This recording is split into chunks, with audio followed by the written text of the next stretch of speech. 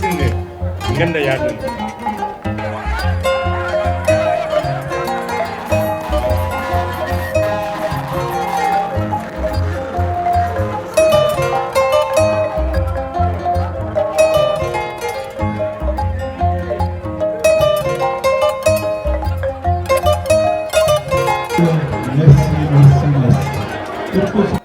L'événement qui nous réunit cet après-midi est plein de signification.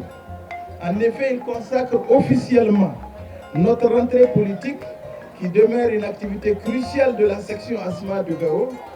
Il convient de rappeler ici et devant cette auguste assemblée que notre section a engrangé ces derniers temps de nombreuses adhésions et toutes d'éminentes personnalités aussi importantes les unes que les autres, ce qui témoigne de la bonne santé du parti dans la magnifique cité des Askers. C'est l'occasion pour nous, section de Gao, de leur dire « Aou Bismillah », vous êtes chez vous en famille et ensemble, nous ferons de ce parti le plus envié sur la scène politique locale et régionale. Ce sont vos conseils, orientations, souvent même instructions, qui ont été à la base de ce ralliement massif. Merci encore pour cette marque de considération et d'estime à l'endroit de la section ASMA du Gao. Camarades présidents du parti, militantes et militants, distingués invités.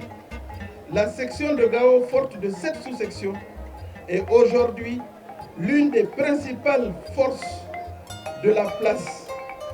Cette section comprend 22 conseillers municipaux, 2 maires et un député élu lors des dernières législatives.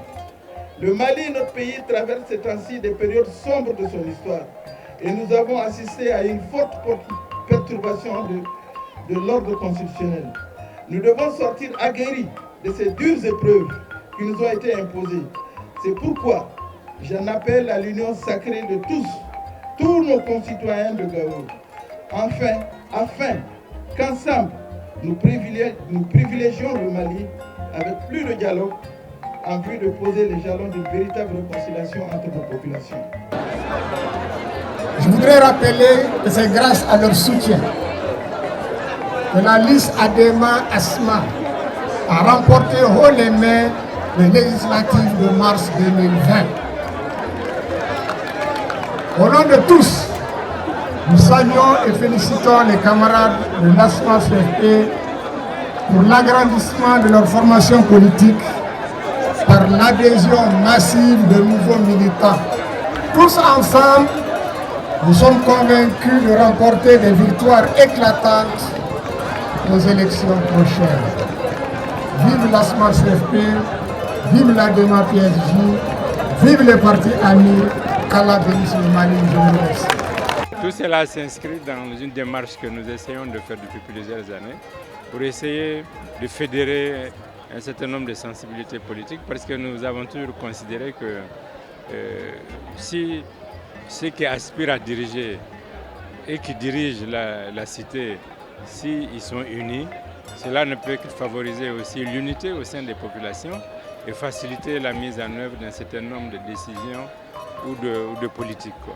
Et donc nous sommes venus à la fois pour remercier nos militants, encourager ceux qui sont venus, dire à tous que nos portes sont ouvertes, non pas pour dire que nous allons absorber tout le monde, mais que notre esprit c'est d'être dans un esprit de complémentarité afin que la cité et les populations puissent compter sur un rassemblement encore plus large qui puisse être à leur service.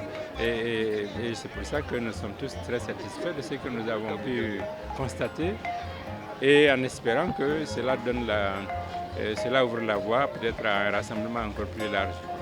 Nous retournons à Bamako avec un esprit avec plus de confiance encore qu'avant que nous venions, avec plus de confiance dans la pertinence des orientations que nous avions données, dans la capacité de notre parti et de nos militants et de nos sympathisants à les mettre en œuvre, et surtout avec la conviction toujours plus forte que nous devons travailler à montrer à l'ensemble des Maliens et du monde que si nous sommes unis, nous pouvons bâtir les choses ensemble.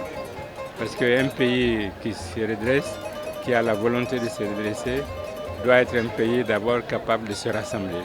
Et comme je l'ai dit hier à notre conférence des cadres, nous, notre credo a toujours été de rassembler les Maliens, d'être à leur service pour que nous puissions transformer notre pays et que ce pays-là puisse offrir à tous ses fils, à toutes ses filles, le même potentiel d'épanouissement, sans condition de fortune, sans condition de naissance, et que nous puissions consolider le sentiment que nous avons un destin commun et que cela suppose bien sûr que nous pouvons aussi être capables de bâtir ensemble le pays dont nous rêvons.